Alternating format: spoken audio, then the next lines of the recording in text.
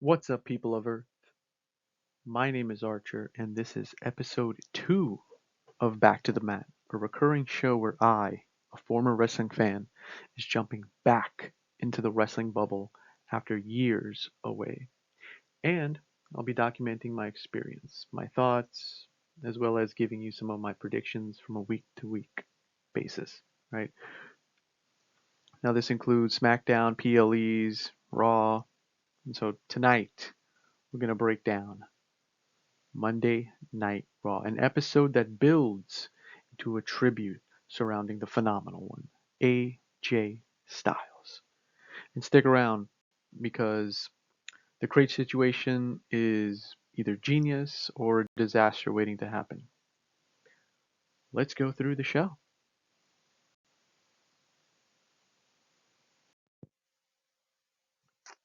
Before we jump in, I want to give a quick shout out to someone who commented on the last episode, which is actually my first episode I put out there. Uh, it's at Jaden B26.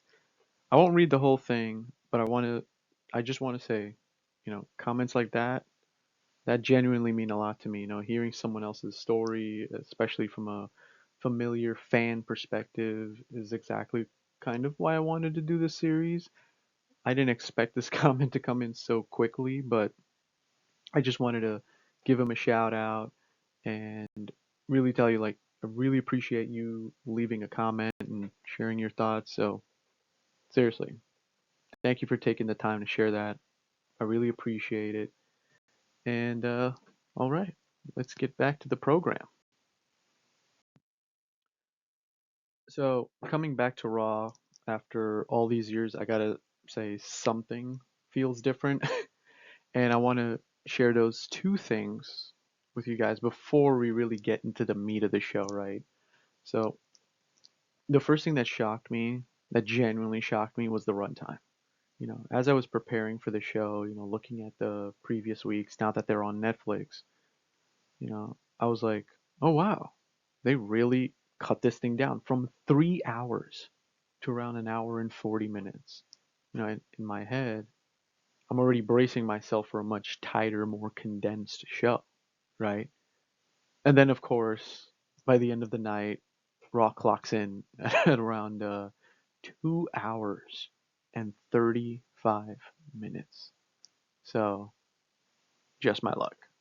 But even that moment kind of sums up the experience of coming back. You think you know what you're getting, and then Raw just reminds you it still does whatever they want, right? So, no complaints. It's just a funny thing I noticed. I guess it depends on the day. Uh, but yeah, last Monday was just dude, 2 hours and 35. But you know, who am I, right? And the second thing that hit me, and this was way more noticeable, was the branding. Not just the sponsors in the ring. That part is normal. I kind of knew that heading in. Yeah. And the thing is, it's everything around the show. The superstars are showing up, in what feels like 80% of the commercials. WWE has always blended, the spectacle and the business side. That's not new. What is new, at least to me, is how amplified and unavoidable it feels, right? It's integrated into the experience in a way that's hard to ignore, right? The prime hydration station sort of thing that they have, all these logos on the mat. And honestly, it took a little adjusting. Not good or bad, just a little jarring.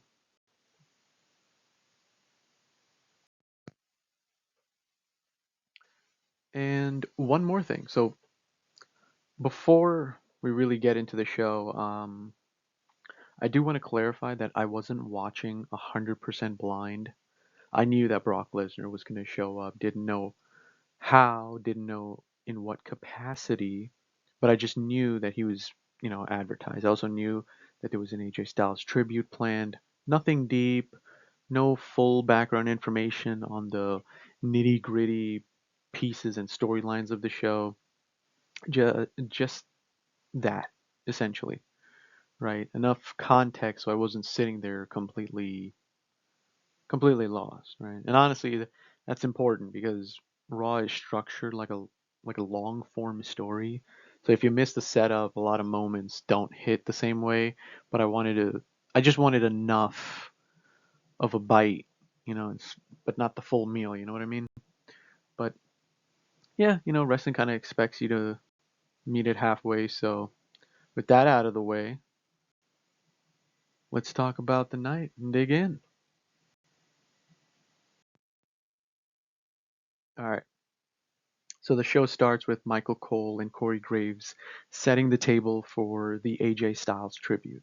And it doesn't last long because Gunther shows up, right? Which honestly makes perfect sense. In wrestling, nothing heartfelt is allowed to exist without a dark cloud surrounding it, right? So Gunther coming out isn't about advancing some huge plot point. It's about disrupting the flow, right?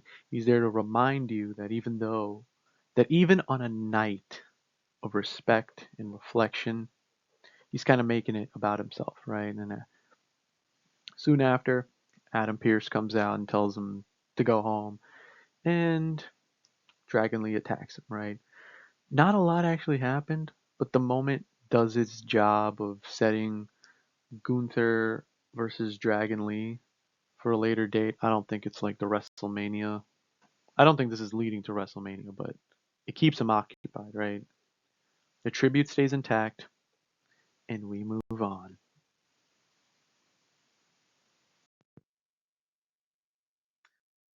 Cody comes out, and Cody isn't there to tell a story. Really, he's just there to connect with the audience, the fans in Georgia, right, and to really hype up the tribute. And once again, there's an interruption. There's a second interruption of the night. This time, it's the Vision.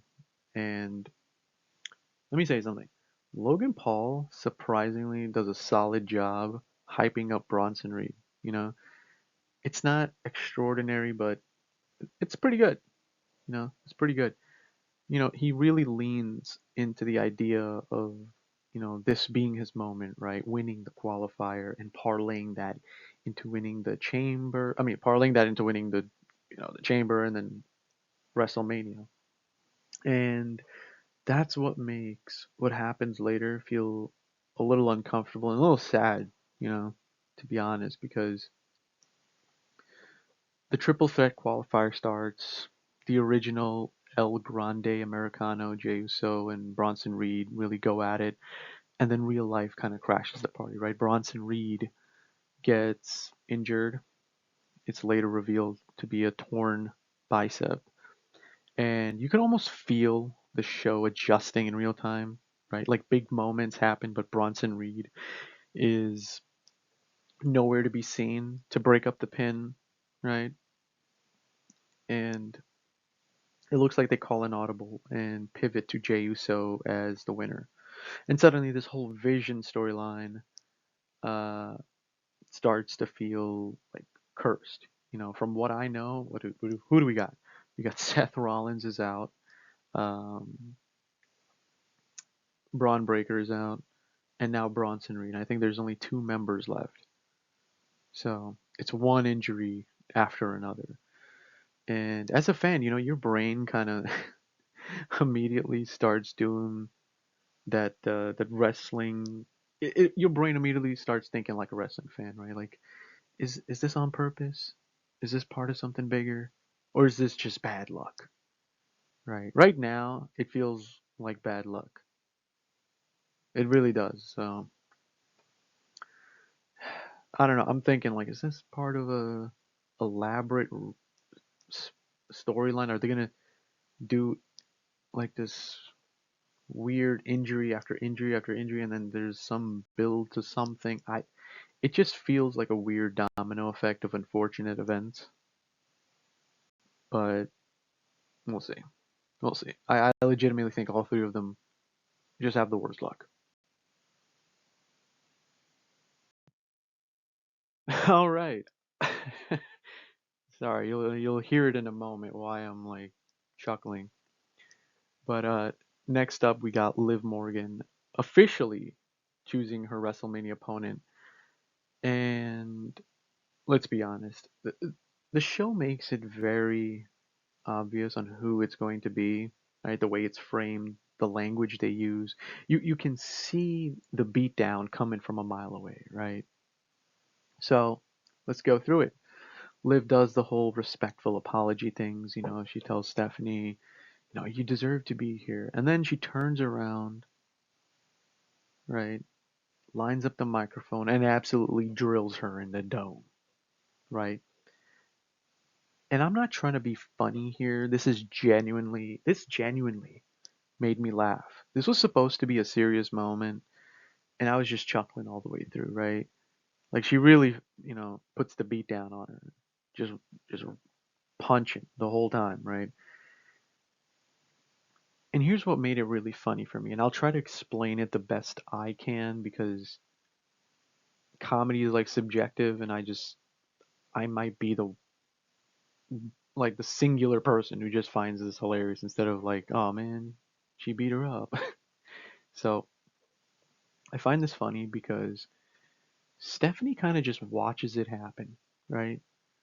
The whole thing was completely telegraphed by Liv Morgan. Liv Morgan turns around to look at Jade, and then she quickly does a 180 and lunges the microphone at Stephanie's head, dropping her flat. Okay? Stephanie didn't duck, she didn't put her hands up, she didn't move aside. She just ate it. Right? Look at that photo. Hands down, completely like oblivious to what just happened. I couldn't help it. It reminded me of that Kurt Angle meme that you see there, before he gets punched. He's just like, "Da-da-da-da-da." And I'm like, when that happened, I was like, you're not even going to put your hands up, you're not going to block nothing. She just didn't even brace herself, and she goes flat. I wish I had the photo for that, but go watch it. Just timber, right?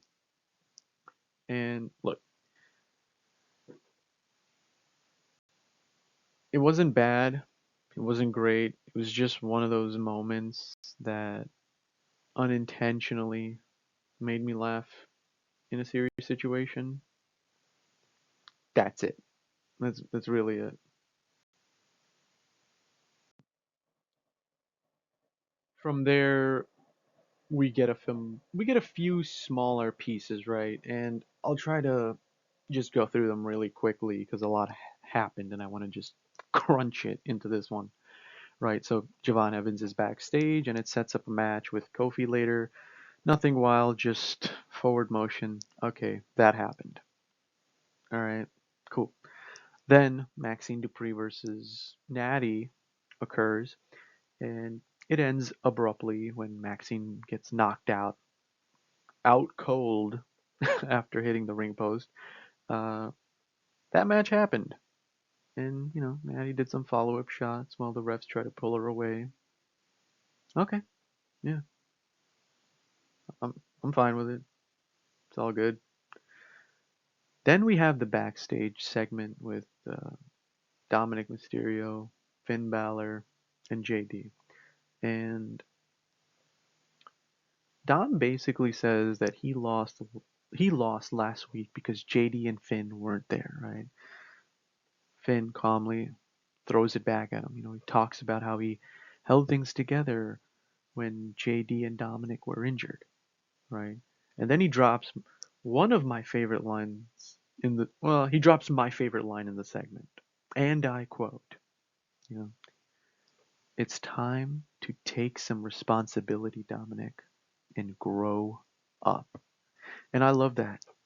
That was basically him throwing it right back in his face. He's basically telling him, do you want me to hold your hand through everything in life? Maybe not in life, but like in this, you know, bubble that they live in this wrestling bubble. Right? Look, the breakup is inevitable. And you can see those seeds being planted in this moment, right? There may have been ones planted before I started all this, but you can see it happening in this scene, right? And next, we're going to talk about one of the things that I've been anticipating to talk about since I started this.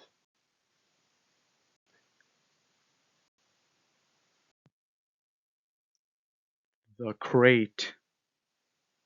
I feel like I can do better than that. The crate. All right, I'll be honest. I love a good mystery, and this is a good mystery. Even though it's also kind of ridiculous. You know what I mean? Like, look, like most of you, my guess is Chris Jericho. I think it's Chris Jericho related. With that being said, one thing I don't understand is why has no one tried to open it? I get that it says do not open until 2/28, 2026, but at least try, you know? They keep moving this crate back and forth between the SmackDown and Raw GM, and the reason is, oh, let him deal with it. And look, here's here's my pitch on how I would have done it, right? And we'll start from the beginning, okay? Because not a lot this crate thing has no substance whatsoever, and I just want to. I'm like, it's easy to just start from the beginning. It's too late. Like they've already made up whatever the thing is. It's done. It's too late. But here we go. Here's my little spiel of a pitch. Right. The crate arrives, and Adam Pierce, he tries to open it, but he can't. So he goes, you know what? Give it to Nick Aldis. Let him try. And so Nick tries to open the crate, takes a crowbar. He can't do it. He sends it back to Raw, which happens to be tonight, right? And then Adam goes, you know what? Let's just open it together.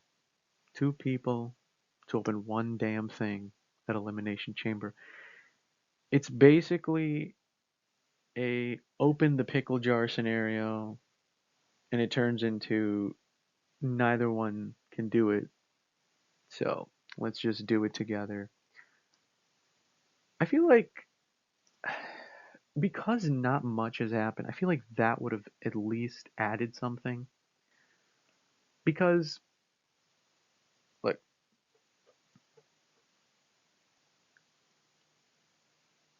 I feel that they could have had a little fun with this. I feel like this could have been something bigger, even though it's absolutely silly, right? Just because it says do not open. You don't really don't have to follow the rules.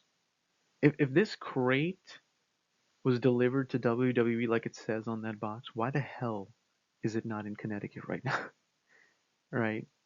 So open the crate. It's like telling the kid, "Hey, don't play with that. Don't touch that. Don't press the red button." And guess what the kid does? He plays with that. He touches that. He presses the red button. Just do the same thing here. What is stopping them? This crate does not have like a you know like a timer on it where something's gonna go off and explode, right? Like on both shows, just to have a little fun with this, they could have said, you know what? I tried to open it, Adam Pierce. I tried to open it. I can't open it. But if anyone on the roster can open it, they'll get, I don't know, a bonus or something. You can have the superstars take a crack at the damn thing.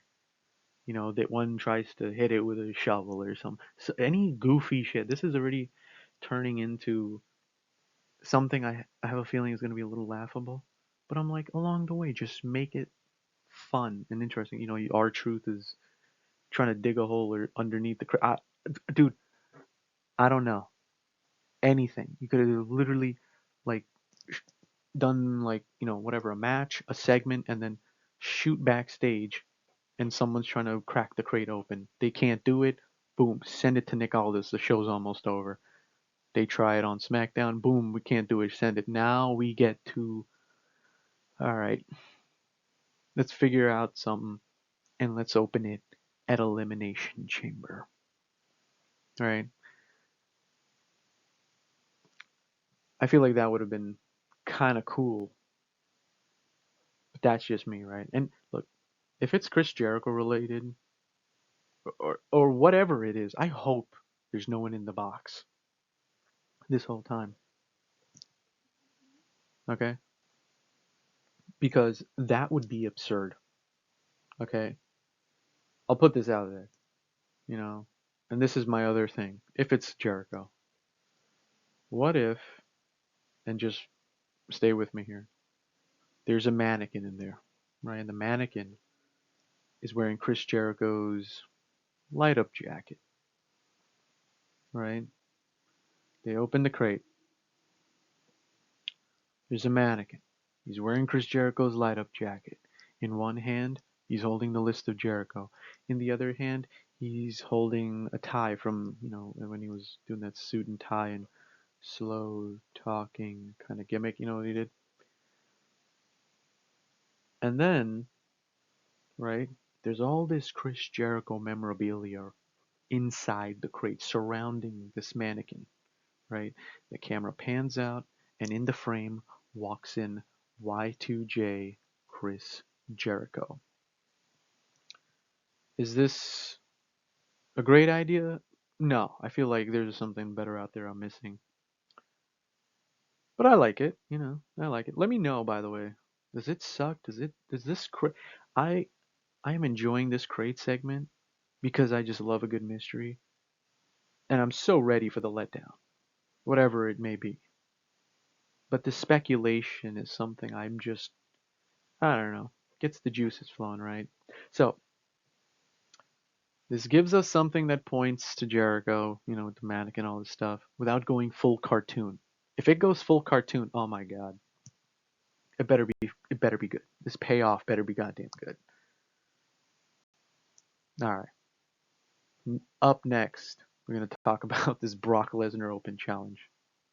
Good lord. His music hits. He walks out with Paul Heyman, and Heyman presents this idea. It's a simple idea, a ridiculous one, but a simple idea. A Brock Lesnar Open Challenge with WrestleMania hanging at the end of it, right? They lean into it visually, right? They schedule graphic, as you can see here, right? The phrasing, the structure, it's clearly borrowing from the John Cena United States Open Challenge kind of playbook thing, but not really. It just flipped into something darker, right? But look, here's where my brain starts jumping around, okay? If I'm a WWE superstar in the back, why the hell would I accept this? Now, maybe I'm misunderstanding something, but he's going to show up to every single one of these dates, challenge someone, and I guess it builds to a WrestleMania thing.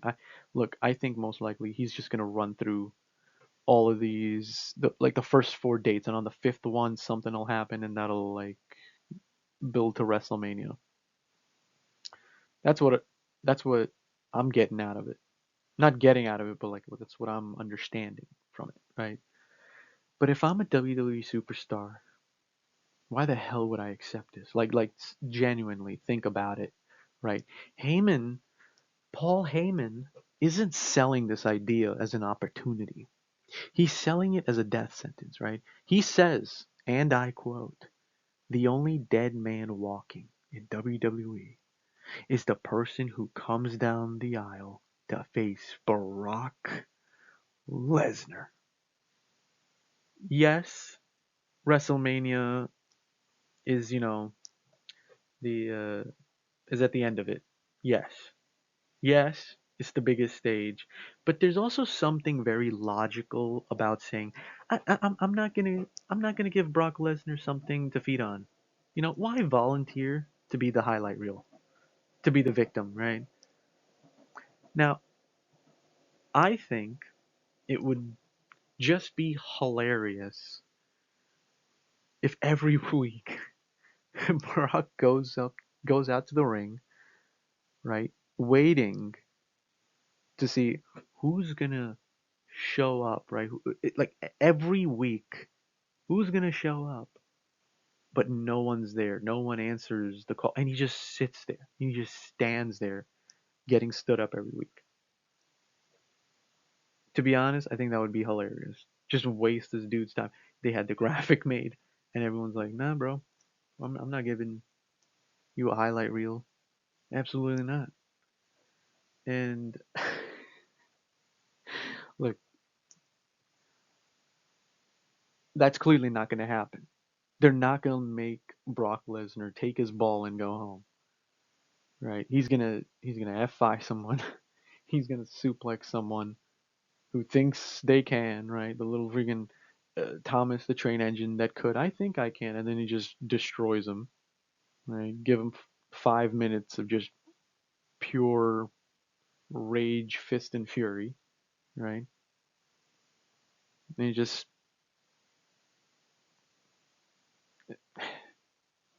but yeah, he's just gonna beat down someone, dude. He's just gonna beat down someone every fucking week. That's what's gonna happen. But I think it would be funny if no one showed up and he just has crash outs. He just has crash outs backstage, and you just see the camera just having him rage out, throwing stuff, breaking stuff until April 13th. Now, speculation wise, I've been reading around. It feels like Oba Femi is going to be that person. I believe they did an elimination chamber mention, like, oh, he eliminated Oba at the Royal Rumble. And I think that might be enough to create that story and build off of it. But I'd just let Brock stand there by himself, honestly. It's just funny. So yeah, I am curious to see who's brave or foolish enough to get detonated every week until it's revealed. You know, oh, it's this person, oh, it's that person. At WrestleMania, we get a Becky Lynch promo, and I loved it. You know, she laid out her case like someone who knows exactly who she is and why she belongs, right? The line about AJ Lee only holding a butterfly belt, it reinforced Becky's argument, you know, this era is different and I'm built for it. You're back, but things are different and you know, it's not the same in your era as it is in mine, you know. She runs through her accomplishments, but it doesn't feel like a resume padding. It feels like, yeah, those are facts. Those are real. Those things matter. You know, the inaugural, I believe it was a SmackDown Women's Champion, the first female to main event WrestleMania. It feels like context, like she's reminding you that she didn't just stumble into this position. She carved it out over time, right? From a storytelling perspective, this promo works because it answers that one question that fans have, like why should I care about this match? By the end of it, I knew exactly who Becky was positioning herself as, and more importantly, why she believes she's miles ahead of AJ Lee. Now, I haven't heard AJ Lee's side yet, so I can't speak to that, and she she might have put out a better promo than what I saw, but right now, Becky sold me on the match, okay? It made me pick a side. So yeah, when the time comes, I'll be tuning in and I'll be cheering for the man. The promo was great. I enjoyed it. It wasn't over the top. It wasn't too much. It was just enough to get me interested. And I will of course be watching, but this was good. This was good. And then we get to what really anchored the episode. What this whole thing has been about. The AJ Styles tribute. So, what WWE did right here is that they didn't rush it, right? AJ wasn't just honored in one little segment. He was woven into the entire show. Like, right? Like highlights, familiar faces backstage, quiet acknowledgments. You know, it all built a sense that this mattered beyond the storylines, right? When Adam Pearce says tonight is about AJ, that's the show telling you, well, the show, the brand, the company telling you that tonight we celebrate AJ Styles and his career. You know, even heels acknowledging it made it feel real, right? When Rusev yes, said yes, you know, it's about AJ. Yes, that was great. I loved it, you know. So AJ walks out and he delivers, dare I say, phenomenal speech. Ha ha ha. You know, it wasn't about championships or this legacy stat. It was about wanting to be home, wanting to be a full time dad, wanting to be with his family. You know, he described watching his kids grow up on FaceTime, and look, that's tough. You know, the speech overall, I enjoyed it. It was a good speech. And then the Undertaker comes out, and I'll admit, for a moment, I thought, I thought they were going somewhere. I didn't want them to go. I thought they were going somewhere I didn't want them to go. You know, the wording of the Undertaker felt like it was teasing something, right? It felt like he was teasing a match. And my immediate reaction was, please don't do this. Right? So here it is. After Taker says, you're just you just leave your stuff and leave. By the way, that is what he said. You just leave your stuff and leave. It's followed up by, and I quote, me and you, we got unfinished business. And AJ's reaction is priceless. Look at that photo. That is the moment after that comes out of his mouth. Me and you, we got unfinished business. Dude, it looks like AJ's like, what are you talking about? Did you not just listen to a word I just said about me being a full time dad? And now you put this in my face on live TV? Look, a, a lot of things were going through my head. I was like, that's a horrible idea. Dude, I've seen videos of you competing at the later stages of your life. Like, stay retired. I don't want this. The fans don't want this. I don't know. Maybe you guys do, but I've seen enough for me to go. That's old. That's an old man. It's not. He's not what he once was, right? But I don't have to worry because it turns into a Hall of Fame reveal. You know, it. Look, happy for AJ. Nothing's wrong with that. It just felt a little fast. Personally, I would have liked more space. Give it some time to breathe. You know, give us time to miss AJ. Time for his absence to do time away to give us that emotional benefit later on, right? It just felt a little rushed. It's not even a day passed by, and he's already inducted into the Hall of Fame. No issue with the induction itself. It doesn't take away from how I feel about the tribute itself and how it was handled. Bravo, that was great. Just a little rushed. Overall, this was great. This was a great segment. the speech, it hit hard. He talked about his like personal struggle and why he's choosing to do this. I just had that little critique about the Hall of Fame being a little rushed, but it was great. It was a great.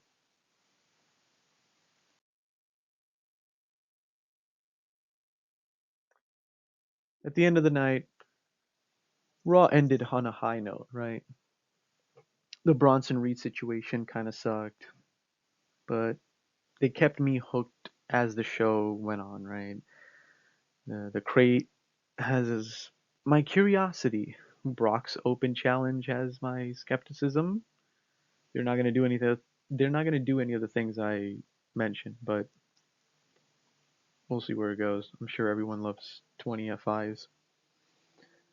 An AJ Styles tribute. That worked. That was great. That was nice. Having it woven throughout the show. I enjoyed Monday Night Raw. So now I want to hear from you. What do you think is inside the crate? That's the most important thing. What do you think is inside that crate? Do you think the Undertaker? Did you think the Undertaker was gonna ask for a match? I feel like I can't be the only one.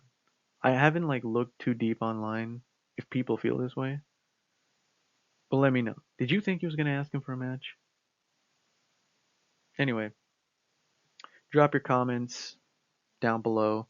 Maybe I'll shout out some of them in the next episode. And be sure to subscribe and turn on notifications. This has been episode 2 of Back to the Mat. I'll see you on the next episode where I break down Friday Night SmackDown. Jesus, I know they moved it to like Tuesday and then Friday. It's Friday. I'll see you then.